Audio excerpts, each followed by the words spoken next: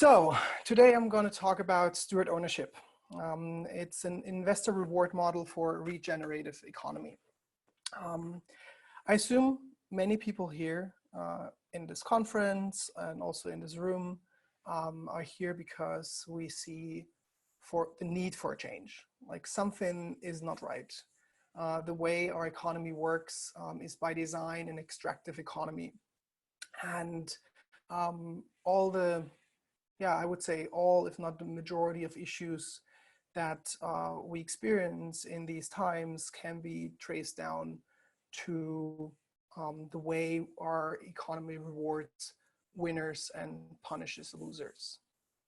And yeah, this leads to things like wealth inequality, where the minority of people have an outsized amount of wealth that then is basically made possible by people that are not valued for their work properly, or environmental damages. So essentially unaccounted externalities in the costs that those organizations and companies have. And the root cause is the current investor reward models that we use in order to reward the risk that people take in starting new companies and investing in new companies. And the root I see lies in this transactional nature where more company profit means more investor profits. And that means directly or indirectly, for example, by the increase of the company's value or by payouts of dividends. Because in effect, they're both uncapped.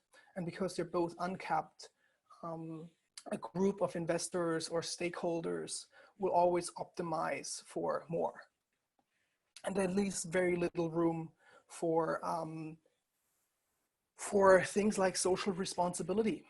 And that means, for example, for paying your workers better, for improving supply chain sustainability, or for not creating lock-ins into networks. And if we look at the wealth distribution right now, in the US, the top 0.1% have about 12% of the wealth in the US. And it's actually interesting, one of my main critiques with the current crypto economies is that even though their aim is to decentralize power, there is very little change in the fundamental underlying nature of how money and indirectly through that also power is distributed. And this reflects, for example, in Bitcoin, which is actually one of the more decentralized projects when it comes to the money distribution. The 0.1% of people own 42% of the wealth of the Bitcoin stack. And this is, so without rethinking the underlying economic reward models, we're not going to end up making our economy fairer or more decentralized or more socially responsible. And what we essentially want is that we have less extractive actors in the economy and more regenerative actors. And also we want to have more, for example, I always say, like, I would rather have 110 millionaires, a few more 110 millionaires than billionaires. It's obviously not about eradicating billionaires per se, but the nature that we optimize for having more billionaires doesn't really benefit the sustainability and the health of the ecosystem.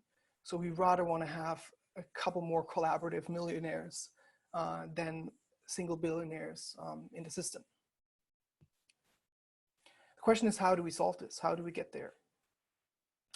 And to start with, we need to break out of the binary thinking of capitalism or socialism, and specifically the labels that are associated with it that are nowadays brought to the extremes of what old teachers taught.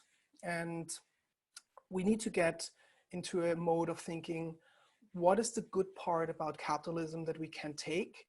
And what is the good part about socialism that we can, and how do we remove or reduce the effects of the less good parts? And for example, the good things about capitalism is that rewards individual system that rewards individual effort. And the good parts about socialism is that it inherently has ingrained a care for the collective. And so in a new system and a new design for economic reward, we want to have both.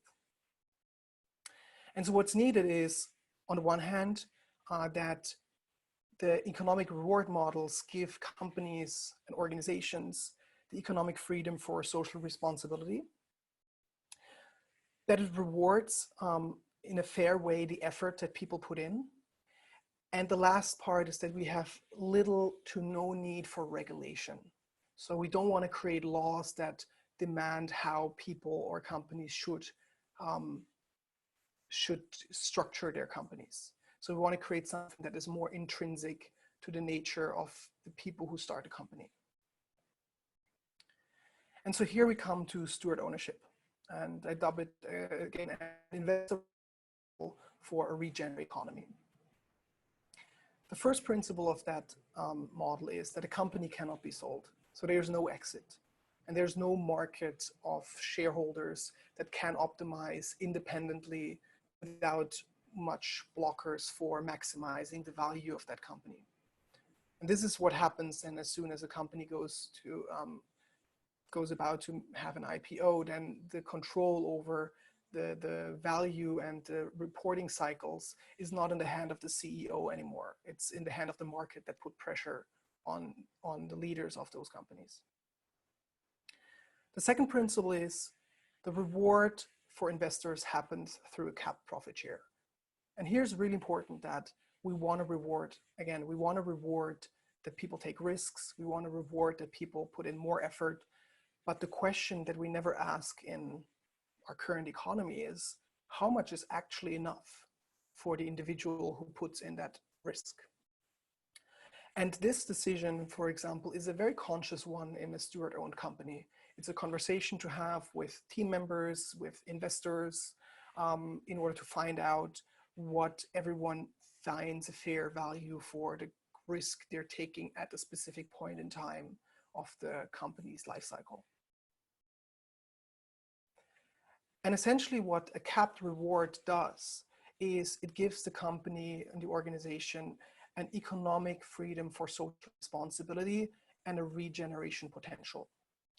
And here, for example, if you look at that chart or illustration, it shows that after, for example, the cap is reached for a specific investor return, there's an amount of money that becomes free for the company to be socially responsible, because it can, for example, say, hey, now we have a few million left that we usually pay out in dividends or we hold so we can have numbers to show how much profits we made. We can give out to improve, for example, the way our workers live, improve healthcare, improve our supply chain sustainability, or also build more open systems where users have freedom to move, because a company can suddenly lose a few users without lowering their investor returns. And the interesting part here is that steward ownership is nothing new. It's an over 100-year-old economic model and is in its essence the bedrock of the German Mittelstand, the middle class economy. And it's companies like Bosch and Zeiss who envisioned this model, and companies like Ecosia, Buffer, Mozilla, John Lewis, Mahle, or the company that we run, WorldBrain, has adopted. An example, for example, how we did it in WorldBrain, 20,000 euros from angel investors, and we still have 100% of our shares. And the seed and pre-seed returns that we give to our investors is a 6 to 8x return. And we use 25% of the profits that we're eventually making, we're not there yet, to buy back those shares, or like the kind of the loan and debt agreement that we have, until those debt agreements are fulfilled. And that means suddenly 75% of of the profits can be used elsewhere. They can be used, for example, to make the company work better, to have a healthier and more happy people. So the company has more freedom to move and fulfill its purpose and is not bound anymore to investors' expectations to, for example, cut costs at the part that would lower the living conditions, living quality of the people living there, working there. It's also more sustainable because a company suddenly is kind of forced to be profitable instead of, for example, building services that scale to a very big size but never make profits, just to capture users, to then at some point sell ads, but in the end only create this engine of growth for investors. And because they need to make profits, obviously the company needs to provide services to the world. And once they provide services to the world that people pay for, they're becoming much more systemically relevant. So it's harder for them to die. And there's also benefit for the people, obviously. People are happier because they have an employer and a company, an organization that cares for them too. They care also for the investors, but they don't work. And everyone can still get fairly wealthy. It's not ruled out that people say, hey, I want to have out of this company 1 million, 2 million, 3 million, but there's a cap, and that's really important. And because the company is more sustainably operating, there's also a much higher job security. And for investors, there's also benefit. So steward-owned companies historically have a 6 times higher survival rate.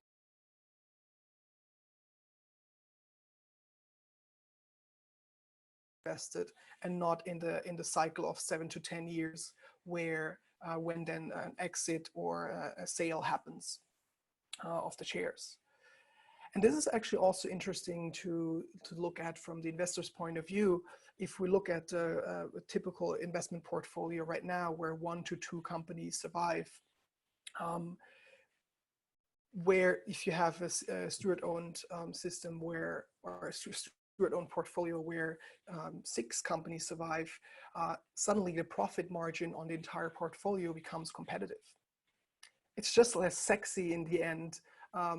The gamble is not there to say, oh, I know if I play out this scheme of investing in 10 companies and I invest by chance in a company like Uber or Facebook or Twitter and make 1000x on my investment,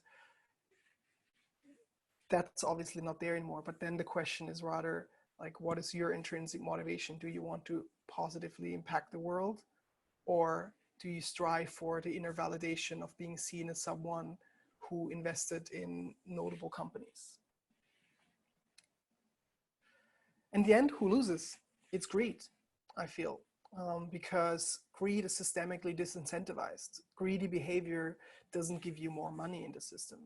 Greedy behavior actually makes it possible that you might lose the ability to make money in the long term, because the steward-owned investment is by default. The necessity is there to care for the company's survival, even though you might not be actively in it anymore or surrounding it anymore. And if there's big investments in a company, it can also take 15 to 20 years for the entire profit to return. So yes, it's really in the interest of everyone to scale down the greed. There's different ways of how to implement it. There's this very simple way, and that is a loan agreement. Really important to note, since the most important factor of steward ownership is that the company cannot be sold, this is the highest principle, and this means a loan would satisfy that. So you need to keep your shares, because once you've given out shares, you give very specific rights to investors to intervene with your company's direction. The medium, sorry? Hello? Okay, someone has, I think, the microphone's still on. Anyway, so the medium way of doing it is a silent partnership.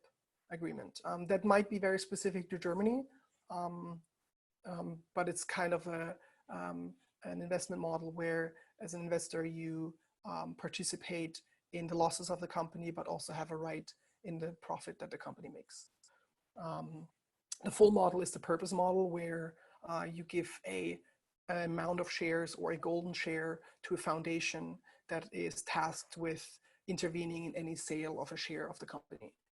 This is what we're going to eventually turn into. We're working closely with the purpose economy people who popularize that model.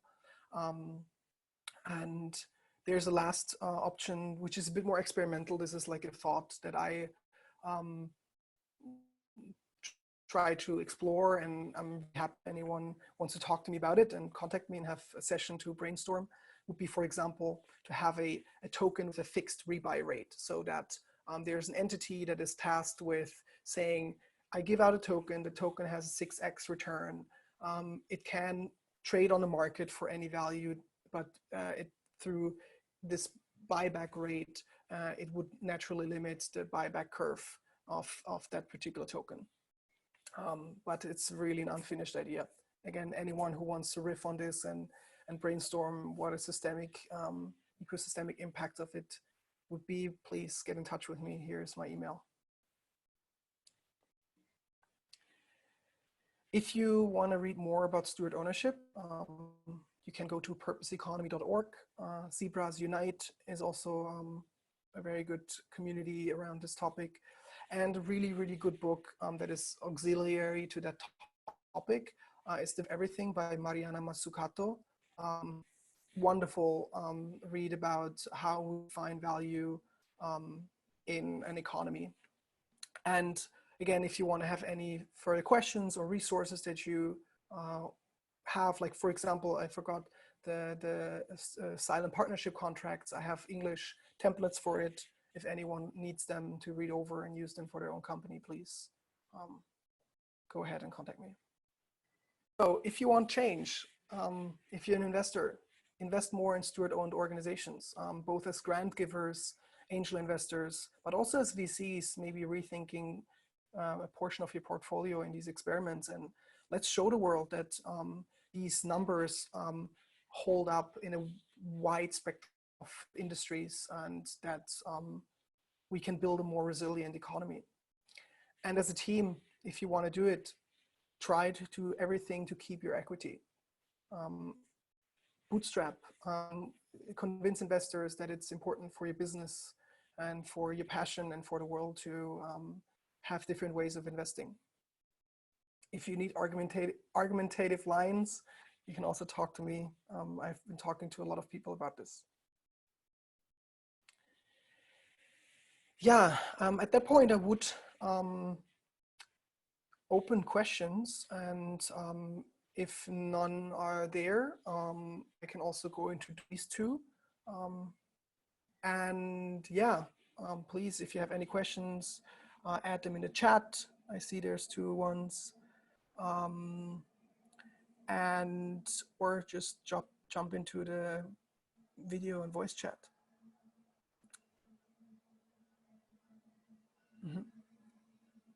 So there's a question from Ariel Aguilar. Sorry if I said this wrong. What happens if, for example, has a bigger marketing budget and starts gaining market share? That's a really good question. In the end, there will always be market competition, and resilient companies tend to survive longer. So for example, if you think about companies like MailChimp, which is was a very tiny company, has now a $700 million in yearly revenue, is de facto a steward-owned company because it's a family-owned business. And they did so because they survived so long because they were a really fair company. They treat their workers well. Or also co-ops like Mondragon in Spain, who have huge industry capture by creating socially resilient systems. And in the end, the market for almost anything is big enough to cater to many different user groups. Um, industry which we're in with WorldBrain, which is a knowledge management company, we believe coupled with a technical interoperability where people can move really like easily between providers, has a, makes steward ownership actually a more suitable economic model to survive in an ecosystem, and competition is not bad. And the reason why this is the case is if you have a completely open system where users can move between providers, as an example, email, then the company size is limited by the amount of people that this software is the best service for. And so in this case, you actually need an economic structure that rewards revenue and profit instead of growing, because there is a natural growth curve. And so in our industry, it makes a lot of sense to couple it. And it would actually strengthen our position, because we say we're aligning the interest of investors with the interest of the company, with the interest of the users. And we believe it can create a very powerful, like circular force in this. If this answers your question. If not, I'm happy to go into other parts. Cool.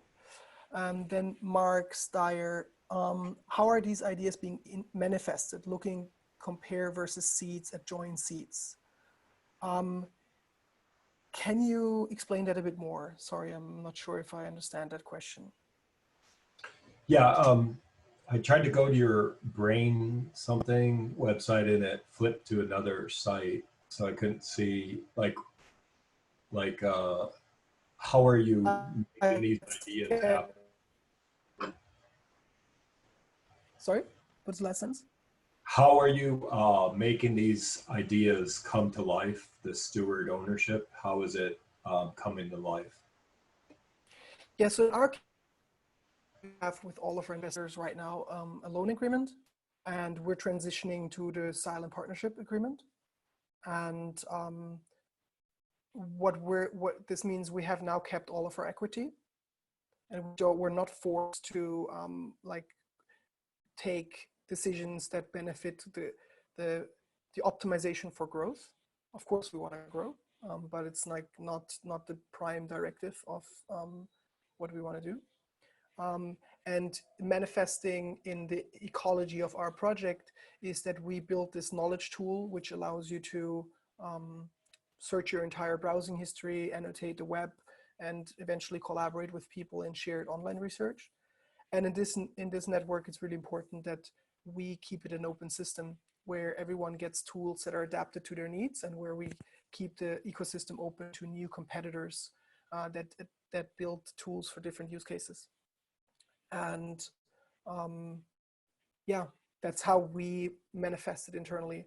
What we haven't done yet properly, and what we're really very much looking forward, hopefully this year, is having a conversation internally with all the stakeholders about what means value to us. Because until now, we've been working in a very high trust relationship. We don't fuck each other over. And that's a very freeing situation to be in. But that part still has to be manifested. If you're interested to join that conversation, both as a listener and also as being involved, these conversations will happen on our community forum, for example. And we will also report about how we structure them, because we believe they can have a lot of benefit for other people that want to go on a similar journey. Does that answer your question? Semi?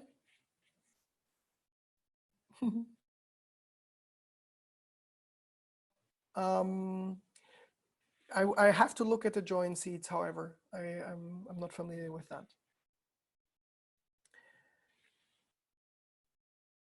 Could you the seeds is a platform that you could probably build your ideas right on top of. So I'd encourage you to check that out.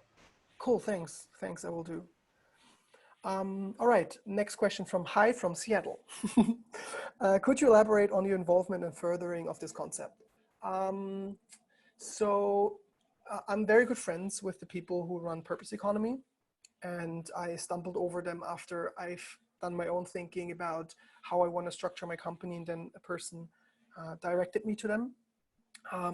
Now I am here in this conversation only as a very passionate supporter of the concept, and want to see that other companies will adopt it. The economic reward models of the world, we're not going to change the problems that we try to solve. And the more people know about other opportunities of how to structure their organizations, the better. So I'm here really just for a passion purpose. I don't have a direct involvement with the purpose economy or Zebras Unite in a kind of administrative involvement. Yeah. Cool. Seems there is not more questions in the chat so far. Maybe I can just riff on the two other questions that I've written down here. The first one I would go second because I partially answered it, and I feel the second one is actually a bit more important. And that means, oops, go back. Is steward ownership suitable for my company? This is a really, really important question because steward ownership is in essence a very expensive loan. And it's for example, at the current state of our economy and the capital available on the market, not really suitable for companies with a very high need for capital right now. It's very good for bootstrappers that need additional funding. It's very good for software and open source companies that can benefit from more inexpensive development costs. Yeah, and it's also very good for hardware companies because in the hardware space you have assets that have a more persistent value, and you have usually, if you sell a hardware that is finished developing, or at least ready to be sold, then it's easier to bootstrap. It's easier to go and build a company that can grow with the size of the service they can provide.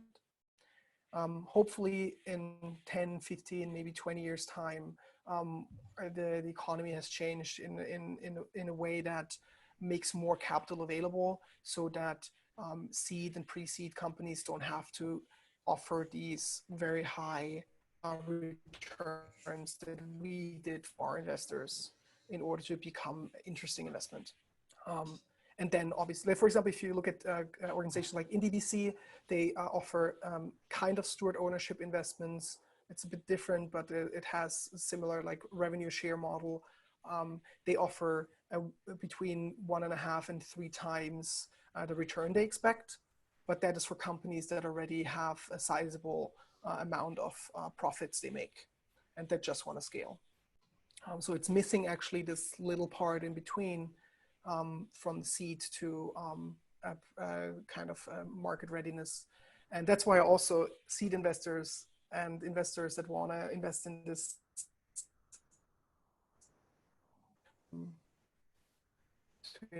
think about investing in those companies, because it's really, that's where the most critical piece is, where lots of funding is right now missing. Yeah, then I have, how much we have left? 1 minute. Maybe it's, yeah, maybe quickly, the first question I answered before, investors that want, why do they want less money? Essentially over the entire portfolio, it becomes a kind of a competitive gain because of the 6 times higher survival rate of those companies. Whereas in old models, it's like just 1 to 2 companies that survive. That's a short answer. Again, if you have any questions, you can hit me up at ollie@worldbrain.io or find me on Twitter, Black Forest Boy. And yeah, I'm looking forward to the conversations with all of you. And